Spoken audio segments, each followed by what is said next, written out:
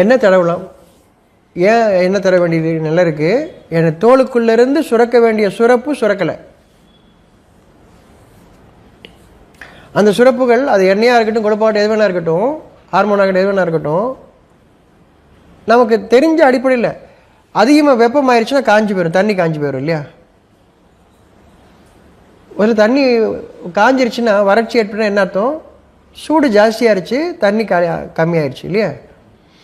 அது என்ன விதமான சுரப்பாகவும் இருக்கட்டும், சூடு ஜாஸ்தியாகிடுச்சு, கழிவு தங்குச்சுன்னா அங்கே சூடு ஜாஸ்தியாகவும் அங்கே வறட்சி ஏற்படும். உஷ்ணம் கூடிச்சு அப்படின்னா அங்கே நீர் குறைஞ்சிரும், உடம்புல நீர் குறைஞ்சிரும். அப்போ அங்கே ஏன் உஷ்ணம் ஏற்படுது? அங்கே கழிவு தங்கியிருக்குன்னு அர்த்தம்.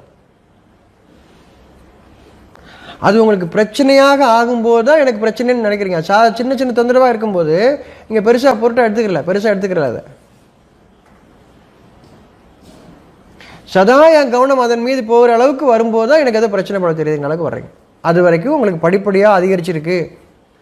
அதுக்கப்புறமாவது நம்ம உணர்வு பக்கம் திரும்புகிறோமா இல்லை, அதுக்கப்புறம் அதை நிறுத்துறதுக்கான வழி தர்றோம் வைத்தியங்கிற பேரில். அரிப்பை நிறுத்துறதுக்கு என்ன ஆயின்மெண்ட் போடலாம்? படித்தவர்கள் கூறுகிறார்கள், படிக்காதவர்கள் கூறுகிறார்கள், அனுபவத்தில் கூறுகிறார்கள். இப்படி பலசும் நம்ம என்ன பண்ணுறோம் இங்கே?